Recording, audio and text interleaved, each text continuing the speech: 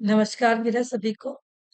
जब भी हम भाषा की बात करते हैं, भाषा या भाषा के स्वरूप की बात करते हैं, तो वो किस आधार पर होती है, किस क्रिया शैली पर होती है। भाषा सिर्फ शब्दों का तालमेल नहीं होता है। भाषा क्या होती है? भाषा होती है आपकी, जिसके माध्यम से आप अपने विचारों का आदान। जब भाषा आपके दिमाग में आ जाती है, तो आप उसमें गद्य भी लिखने लगते हैं, साहित्य और पद्य साहित्य भी लिखने लगते हैं। जो गद्य साहित्य आप उसमें लिख रहे हैं, जिसका आप प्रयोजन आप हेतु मान रहे हैं, वो गद्य साहित्य क्या है? वो गद्य साहित्य होता है साहित्य के उपन्यास, नाटक, कहानी एकांकी के रूप में प्रचलित करना। और पद्य साहित्य होता है जिसमें रस, छंद और अलंकारों का पूर्ण समावेश है। पूर्ण उसमें क्रिया कार्य कर रही है। वो कैसे काम करेगी, वो कैसे आगे बढ़ेगी, इसके बारे में सोचना, विचार करना ही भाषा के स्वरूप को विस्तार करना कहलाता है।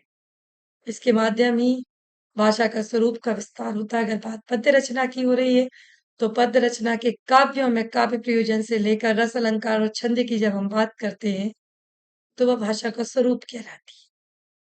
जिसमें हम आज जो लेने वाले हैं, वो पद्य साहित्य में रस के महत्व को लेकर काम करेंगे कि रस क्या होते हैं, उनका क्या यूज है।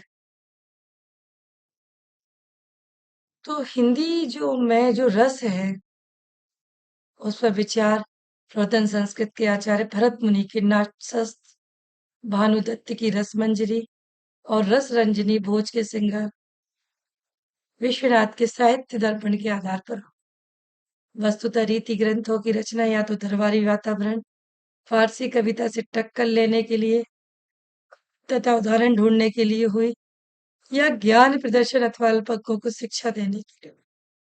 तो जो रस आया, वो हमारे भाषा में पद्य साहित्य के काव्य को लिखने के लिए रस की उत्पत्ति हुई। वैसे तो ये गद्य साहित्य में भी हुआ। देखो, भाषा के दो पहलू मैंने जो बताया आपको, एक तो गद्य साहित्य, एक पद्य साहित्य। तो गद्य में भरत मुनि ने अपने नाट्य शास्त्र में लिखा, नाटक में लिखा है, रस को होना चाहिए, वाक्यम रसात्मक काव्य। तो वही पद्य की बात आती है, तो पद्य में तो रस हर लाइन में होना चाहिए। कोई भी पंक्ति ऐसी ना हो जिसमें रस ना हो। हर पंक्ति में रस का प्रयोग होना चाहिए। रीतिकाल में रचित ग्रंथों में रस का विचार या तो रस विषयक ग्रंथों में हुआ, अथवा रस तथा ध्वनि का एकत्र विचार करने वाले ग्रंथों में, समस्त काव्य शास्त्र के विवेचक ग्रंथों में हुआ। सब प्रकार के ग्रंथों में मुख्यतः श्रृंगार रस का ही वर्णन हुआ है। इन ग्रंथों में उदाहरण तो ललित प्रस्तुत किए गए, किंतु विवेचन का कोई प्रयत्न संस्कृत के पूर्व तथा उत्तर पक्ष के समान नहीं दिखता।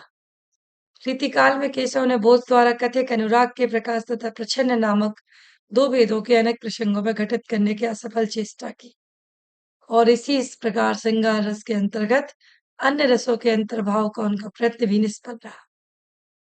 देवदत्त ने भानुदत्त के समान रस के लौकिक, अलौकिक तथा उनके श्रृंगार आदि नौ रस, स्वाभाविक, मनोरथ और अपने एक भेद किए।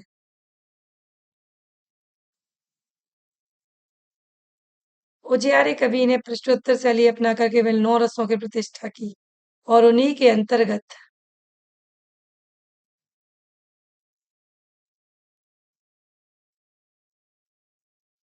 वात्सल्य और भक्ति तथा कर्तव्य आदि को मान लिया। रीतिकाल में रसपरक नवीन चिरंतन की दृष्टि से रामसे का नाम उल्लेखनीय है।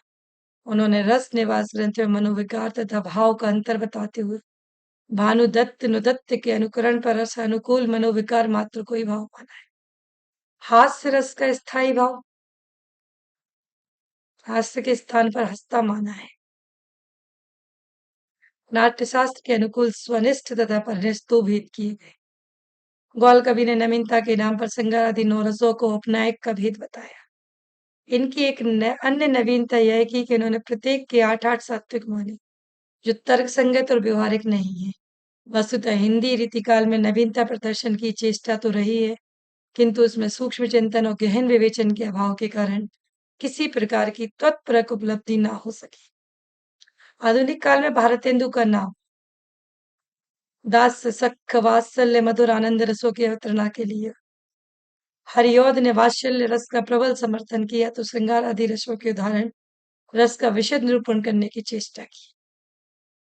इसके अतिरिक्त कन्हैयालाल पोद्दार, जगन्नाथ बलराज भानु, रामदहन मिश्र, गुलाब राय आदि के रस विवेचन पर ग्रंथों के प्रकाशन से संस्कृत पद्धति का पुनरुत्थान।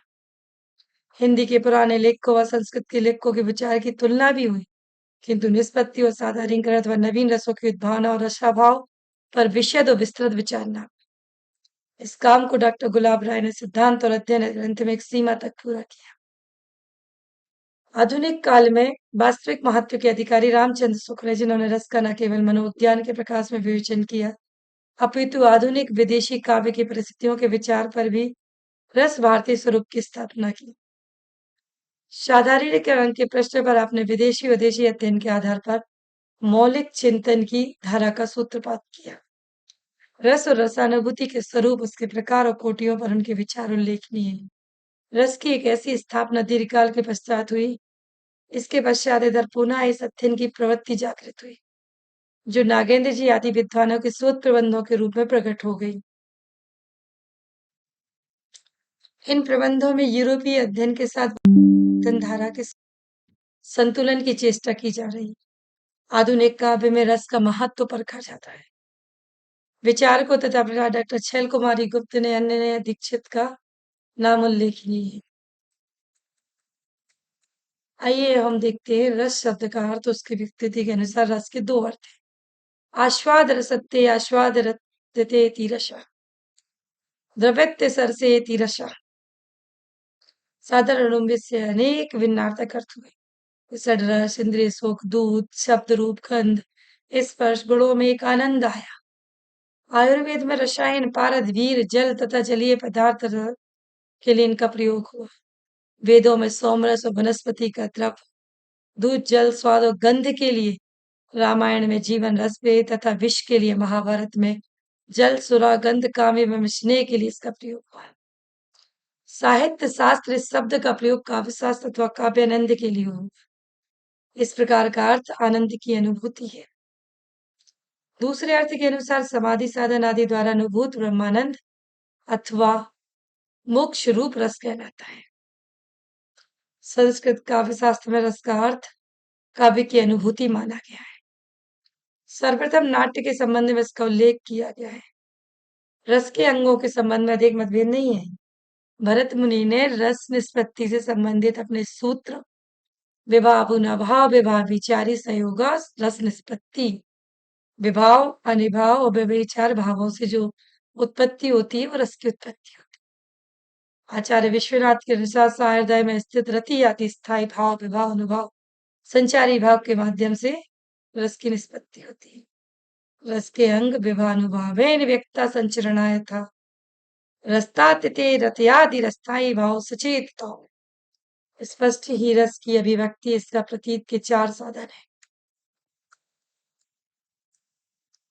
भाव, विभाव, अनिभाव तथा संचारी भाव, ये रस के अंग है। इनका क्रमशः विवेचन आगे किया जा रहा है। स्थायी भाव क्या कहलाते हैं? संस्कृत काव्य शास्त्र में भाव शब्द का अर्थ मनोविज्ञान के व्यापक अर्थ से भिन्न तथा परिष्कृत तथा चित्तवृत्ति रूप भाव। चित्तवृत्ति के आधार पर भाव के दो भेद बताए गए, स्थायी और संचारी। हृदय के अंतःकरण में जो मनोकार वासना या संस्कार में हमेशा विद्वान रहते हैं तथा अन्य कोई दबा नहीं सकता, उन्हें स्थायी भाव कहा जाता है। स्थायी भावों की भी अनेक विशेषताएं होती हैं। स्थायी रस का मूल है जो चिरकाल तक अंचल होकर हृदय में निवास करते हैं। इनमें जो स्थिरता होती है वह दूसरे भावों में नहीं होती है। स्थायी भाव मानव चित्त की भावना और उसके संस्कार है। ये सभी मनुष्यों में पाए जाते हैं। कोई विरोधी होता है, कोई अविरोधी भाव लिए रहता है। स्थायी भाव का किसी भी प्रकार से विनाश नहीं कर सकते। स्थायी भाव में इतनी अधिक शक्ति होती है कि अन्य भावों को अपने में समेट लेता है। इनकी संख्या 11 होती है। रति, हास, शोक, उत्साह, क्रोध, भय, जुगुप्सा, विस्मय, निर्वेद, वात्सल और ईश्वर विषयक प्रेम। विभाव विभाव का अर्थ है कारण। सहृदय के चित्त में रति आदि भावों के लोक में उद्योग कारण ही विभाव कहे जाते हैं। वे स्थायी भावों का विवेचन करते हैं, उन्हें आस्वाद योग्य बनाते हैं। इसी कारण विभाव रस की उत्पत्ति के कारण भूत है। आचार्य विश्वनाथ ने विभावों की परीक्षा देते हुए लिखा है कि लोक या संसार में रति हास शोक आदि स्थायी भावों को जागृत करने वाले वे ही काव्य में वर्णित होकर विभाव कहलाते हैं। विवाह दो प्रकार के होते हैं, आलंबन और उद्दीपन। आलंबन विवाहों की उत्पत्ति आश्रय में होती है, किंतु उसका संबंध किसी न किसी बाह्य वस्तु से होता है। इस तथ्य को एक उदाहरण देकर समझा जा सकता है। मान लीजिए सुंदर उपवन में कोई सुंदर स्थिति को देखकर हमारे मन में उसे प्राप्त करने की भावना पैदा हो। देखिए एग्जाम्पल देखिए, कितनी बढ़िया बात इन्होंने यहाँ की है।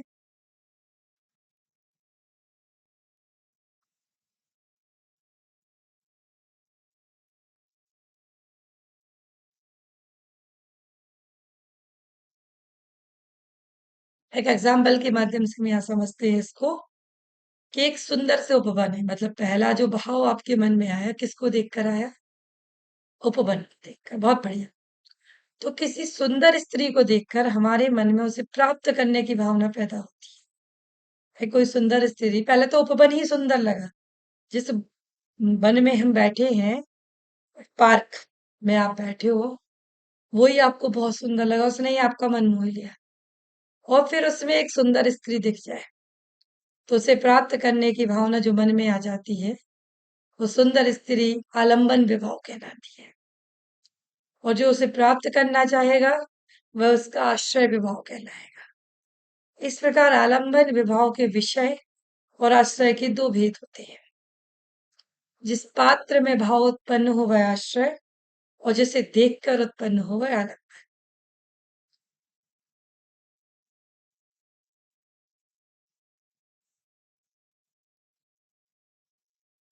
इसी प्रकार उद्दीपन विभाव स्थायी भावों को जागृत करने में सहायक कारण उद्दीपन कहलाते हैं।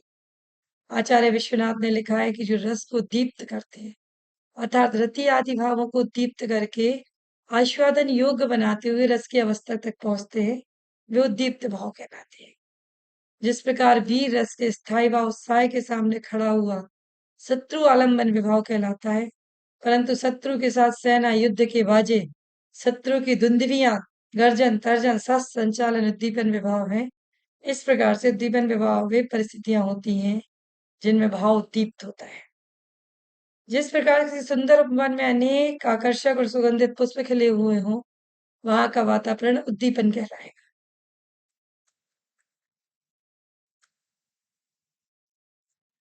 अनुभव शब्द की जो व्युत्पत्तियां हैं, पहली तो भाव के पश्चात उत्पन्न भाव अनुभव कहलाते, और दूसरे अनुपश्चात भयंतीत अनुभव, अपने चरणों से उत्पन्न निरत आदि भाव स्थायी भावों का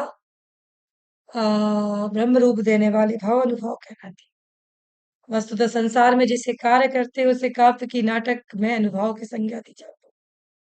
सरल शब्दों में अगर बात करें तो रति शोक हास्य आदि स्थायी भावों को व्यक्त करने वाली सारी आश्रय की चेष्टा अनुभव कहलाती है।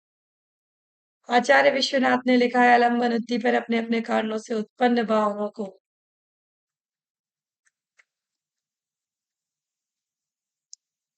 बाहर प्रकाशित करने वाले लोक में जो कार्य चेष्टाएं होती हैं,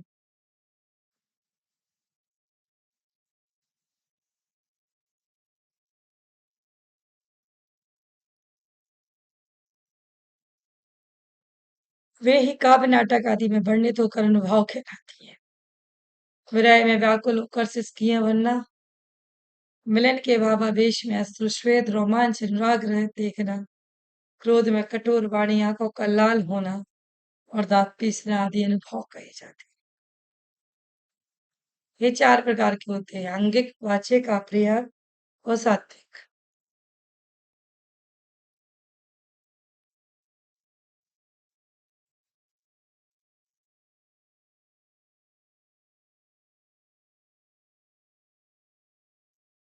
एक ही संचारी भाव अनेक स्थायी भावों के साथ चल सकता है।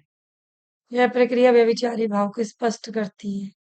इसी कारण कुछ लोग इन्हें व्यभिचारी भी कहते हैं। भारतीय परंपरा के रसवादी आचार्यों ने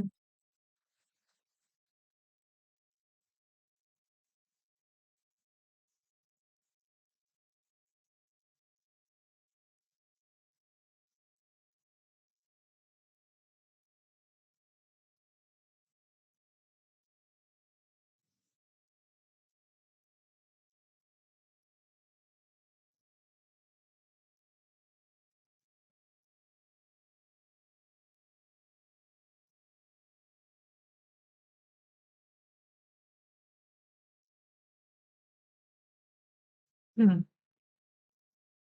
तो बात हो रही थी हमारी स्थायी भाव के जागृत होने पर स्वाभाविक अकृत्रिम अत्यंत अंग विकार को सात्विक अनुभव कहते हैं। संचारी भाव, जो भाव हमारे हृदय में नित्य विद्यमान रहते हैं, ये तो स्थायी भाव कहे जाते हैं। परंतु कुछ भाव ऐसे होते हैं जो थोड़ी देर के लिए हमारे मन में आकर हलचल मचा देते हैं। यद्यपि ये स्थायी भाव को पुष्ट करने में सहायता देते हैं और तुरंत ही समाप्त हो जाते हैं, किंतु इनकी भूमिका बड़ी महत्वपूर्ण होती है। संचार शब्द का अर्थ है साथ साथ चलने वाली अर्थात संचरणशील। स्थायी भावों के साथ संचरित होने के कारण इन्हें संचारी भाव या व्यभिचार भी कहा जाता है। एक ही संचारी भाव अनेक स्थायी भावों के साथ चलते हैं। यह प्रक्रिया व्यभिचारी को स्पष्ट करती है। इसी कारण इन्हें कुछ लोग व्यभिचारी भी कहते हैं। तो भारतीय परंपरा के रसवादी आचार्यों ने संचारी भावों की जो संख्या बताई है,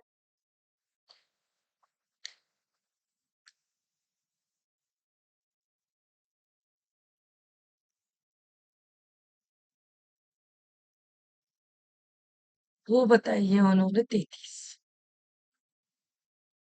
उनके नाम कुछ इस प्रकार है: निर्वेद, गिलानी, शंका, असूया, मद, श्रम, आलस्य, दीनता, चिंता, मोह, स्मृति, धृति,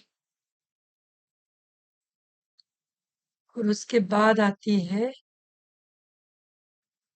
क्रीड़ा, चापल्य, हर्ष, आवेग, जड़ता, गर्व, विषाद, औत्सुक्य, निद्रा, अपस्मार, स्वप्न, विबोध, अवमर्श, अवहितता, उग्रता, मति, व्याधि, उन्माद, मरण, त्रास और वितर्क। आजकल रसों की संख्या भी 9 से अधिक मान ली गई है। ऐसे स्थिति में संचारी भावों की संख्या भी बढ़ गई। मनोविज्ञान के अनुसार मनोविकारों की गणना करना असंभव प्रतीत होता है। डॉक्टर भगवान दास ने मनोविज्ञान का सहारा लेकर 64 मनोविकारों की गणना की। काव्यशास्त्र में अनेक नए भावों की स्वीकृति हुई है। अंतर्भाव के प्रयत्न भी उपलब्ध हैं। मन में जो भाव उठते हैं उनका नाम देना बड़ा मुश्किल है। अतः संचारियों की संख्या मात्र एक काम चलाऊ संख्या है। डॉक्टर नागेंद्र ने आधुनिक मनोविज्ञान के स्थूल सिद्धांतों के आधार पर आधुनिक विद्वानों द्वारा विवेचित 33 संचारियों की स्थितियों का उल्लेख किया है। उन्होंने कहा है कि केवल 14 भाव या मनोविकार हैं, जिसमें निर्वेद, शंका, हर्ष, दैन्य, उग्रता, चिंता,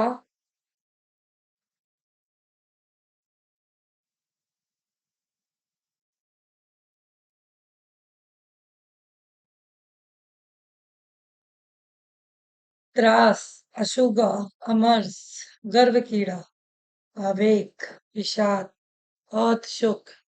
उनके अनुसार 4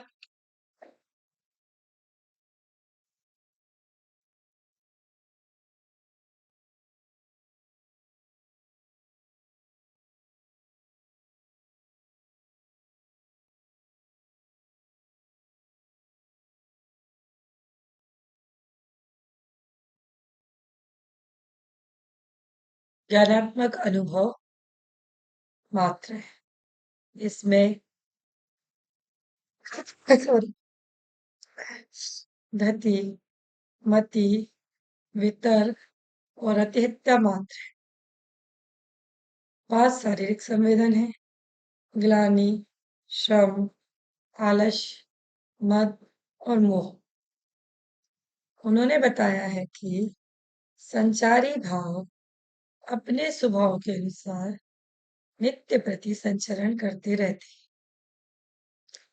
10 मानसिक अनुभव बताते हुए डॉक्टर नारेंद्र ने उनके ये नाम बताए हैं: स्मृति, स्वप्न, निद्रा, विबोध, जड़ता, चपलता, अपस्मार, व्याधि, उन्माद और मरण। स्पष्ट है कि रसावा चार हैं और उनके सहयोग से भी रस की अनुभूति होती है। अंततः रस की अनुभूति के संबंध में कोई विकल्प नहीं। यह निश्चित रूप से सुखात्मक होती है। उसका सुखात्मक होना इस बात का प्रमाण है कि रस आनंदमय है।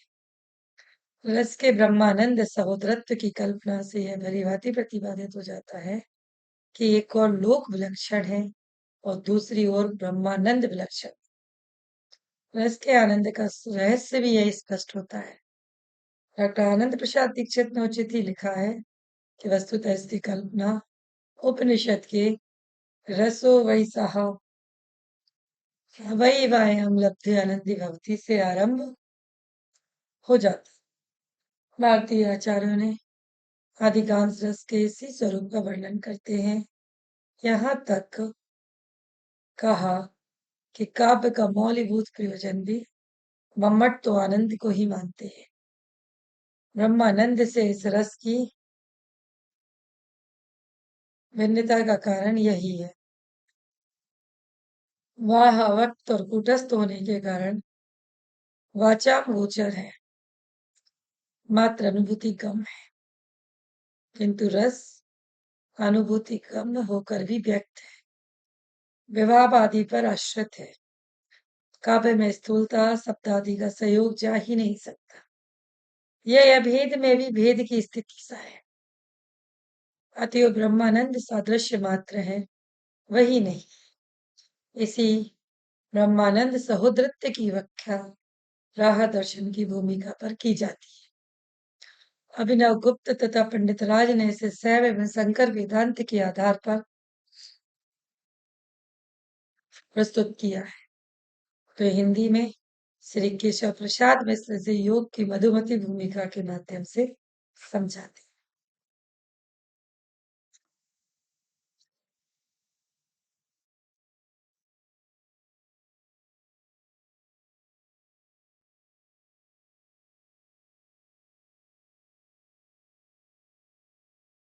डॉक्टर आनंद प्रसाद दीक्षित ने उचित ही लिखा है कि वस्तुतः इसकी कल्पना उपनिषद के रसो वै रसा हवो एवं लांतरधिवंति से आरंभ हो जाती है। इसी ब्रह्मानंद सौदरत्य की व्याख्या प्रदर्शन की भूमिका पर भी की जाती। अभिनव गुप्त तथा पंडित राज ने इसे शैव एवं शंकर वेदांत के आधार पर प्रस्तुत किया। तो हिंदी में श्री केशव प्रसाद मिश्र से योग की मधुमती की भूमिका के माध्यम से समझाते हैं। उनकी युक्तियों का प्रदर्शन करते हुए चंद्रवली पांडे से योग की विशेष स्थिति के तुल्य मानते। रस को पूरी तरह आनंद का पर्याय नहीं मान जाते, क्योंकि रस की अनुभूति न केवल सुखात्मक होती है, अपितु अनेक बार दुखात्मक, अतः वह व्यूहात्मक है। अनेक आचार्यों में इस संबंध में अपने अपने ढंग से विचार किया है। वस्तुतः रस आस्वाद रूप है। प्राचीन आचार्यों ने रस को आनंद रूप मानकर करुणादि दुखात्मक भावों की अनुभूति भी आनंद में स्वीकार। नाट्य दर्पणकार रामचंद्र गुणचंद्र आदि दो तीन आचार्यों ने रस को सुख दुख उभयात्मक मानकर कहा कि इष्ट विभाव आदि द्वारा प्रकाशित होने के कारण श्रृंगार, हास, वीर, अद्भुत और ईर्षाद ये पांच सुख रस प्रधान हैं। अनिष्ट विवादी द्वारा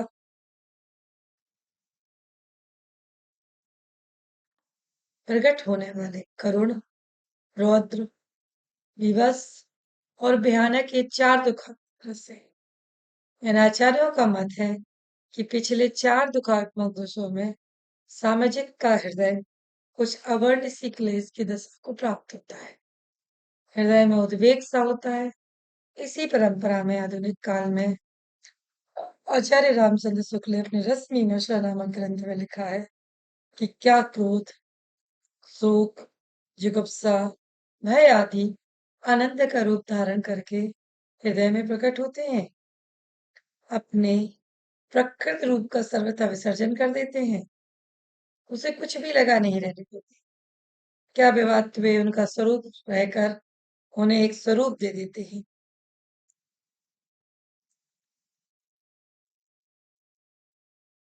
क्या सुख के भी क्या सुख के भी इससे प्रतीत होने लगते हैं। क्या मृत पुत्र